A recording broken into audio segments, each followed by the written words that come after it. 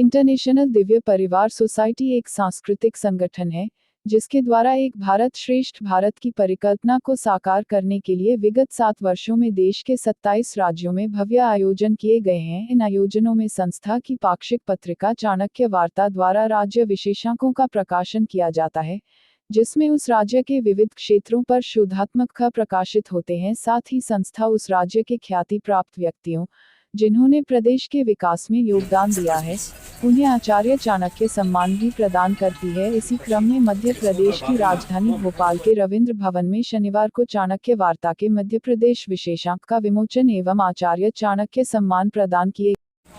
मेरा नाम डॉक्टर अमित जैन है और मैं दिल्ली से इंटरनेशनल दिव्य परिवार सोसाइटी एक हमारा सांस्कृतिक संगठन है, उसका मैं अध्यक्ष हूँ।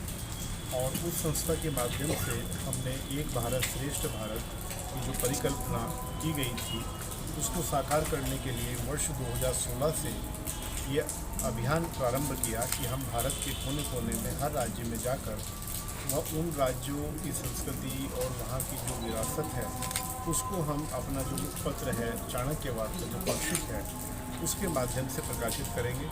और उस अंक में उस राज्य की स्थापना से लेकर वर्तमान में जो प्रगति उस राज्य की है उस विषय में, और वहाँ की संस्कृति, वहाँ के ऐतिहासिक स्थल, वहाँ के पुरातत्व स्थल और वहाँ की जो महान पुरुष हैं जिन्होंने स्वतंत्रता आंदोलन के बाद या जो वर्तमान भारतीय जो राजनीति है उसमें अपना स्थान बनाया है, इस उद्देश्य को लेकर हमने कार्य किया।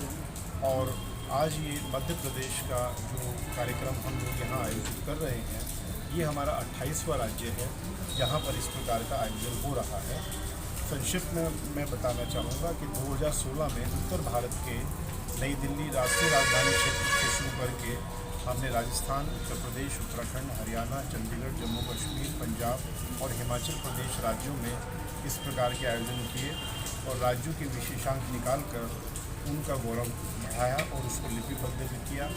और इसी दौरान हम लोग उन राज्यों के जो मूल नागरिक हैं उनको विविध क्षेत्रों में सम्मानित भी करते हैं। जैसे उत्तराखंड में हमने पर्यावरण के क्षेत्र में चिपको आंदोलन के प्रणेता श्री सुंदरलाल बहुगुणा जी को सम्मानित किया। तो जम्मू कश्मीर में जो हमारे सीमा पर जो शहीद हुए हैं ऐसे कई परिवारों के लोगों को भी हमने सम्मानित किया।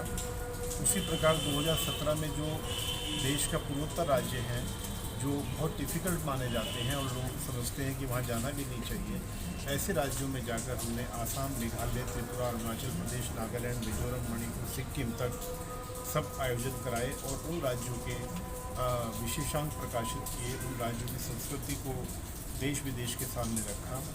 और वहाँ पर भाषाओं की भी विविधता है, असमिया भाषा, बांग्ला भाषा, मिजो भाषा, मणिपुरी भाषा, तो उनका हम सब लोग हिंदी में ट्रांसलेट करके उसको प्रकाशित किया और उन राज्यों की गौरव गाथा को किया। ऐसे करीब 150 नाम हमारे पास हैं जिन लोगों ने ये हमें लिखित रूप में बताया कि हमने इन सब चीज़ों को पढ़ करके पूर्वोत्तर राज्यों में जाने का साहस किया और उन राज्यों में वो लोग गए जिसके अंदर 700-800 लोग थे, जिसमें से 200 लोग तमिल लोग थे। और तमिलनाडु के जो मुख्यमंत्री करुणानिधि जी उनके जो दामाद हैं उनको हमने वहाँ सम्मानित किया था और उनकी विशेषता थी कि वो तमिल और हिंदी के समन्वयक के रूप में वो जाने जाते हैं। तो इस प्रकार से जो तमिलनाडु का जो तमिल क्षेत्र है इसके बारे में देश भर में गलतफहमी है, वहाँ हमने ये पाया कि हिंदी भाषा के प्रति लोगों का लगाव है, लेकिन कुछ राजनीतिक कारणों से कुछ गुट ऐसे हैं, कुछ संगठन ऐसे हैं जो जानबूझ करके इस प्रकार का कार्य करते हैं। तो तमिलनाडु के बाद में हमने आंध्रा, तेलंगाना, केरल और पांडिचेरी के राज्यों में कार्यक्रम किए। 2019 में हमने गुजरात, गोवा, महाराष्ट्र में कार्यक्रम किए और 2020 में और 2021 में कोविड के कारण से लाइव कार्यक्रम ना होने के कारण हमने ऑनलाइन माध्यम से इंटरनेशनल अपनी व्याख्यान मालाओं का आयोजन किया, जिसमें 35 देशों के 5000 से अधिक लोगों ने भाग लिया। दिल्ली विश्वविद्यालय के साथ मिलकर के हम लोगों ने काम किया, जिससे प्रवासी भारतीय जो हमारे भारत से बाहर हैं उन्होंने भी इस भारत देश के बारे में काफ़ी जानकारी प्राप्त की। तो इस प्रकार का ये अभियान कोविड के बाद 2022 में हमारा फिर प्रारंभ हुआ और अभी पिछले जून में हमने कलकत्ता राजभवन में पश्चिम बंगाल राज्य के विशेषांक का लोकार्पण किया था और आज यहाँ पर मध्य प्रदेश के इस विशेषांक का लोकार्पण हो रहा है।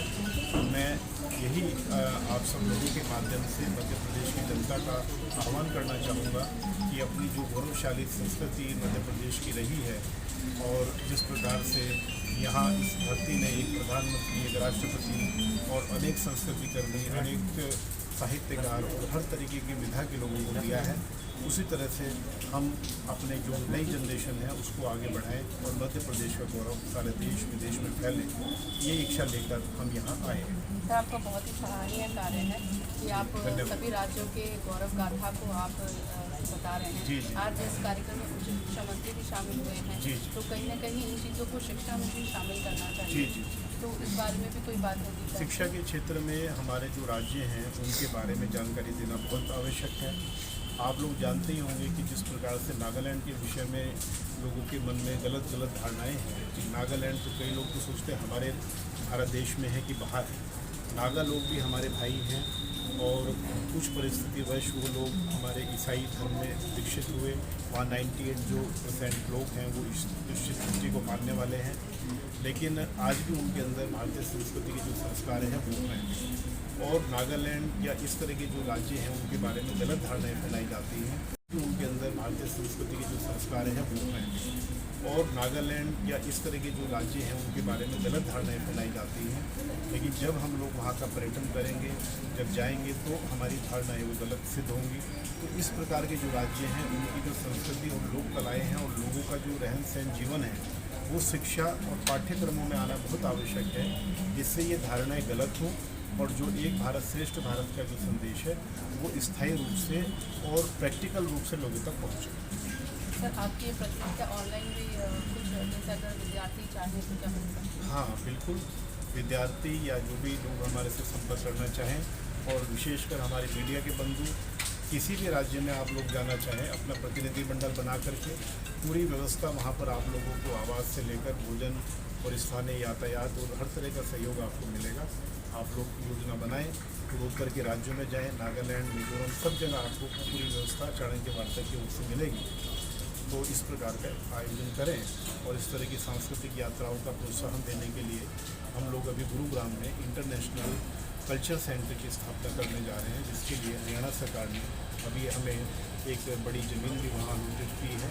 तो इस प्रकार के कार्य धीरे धीरे हम लोग फैला रहे हैं। तो आप सब लोगों के सहयोग से ये कार्य आगे बढ़ेगा। धन्यवाद।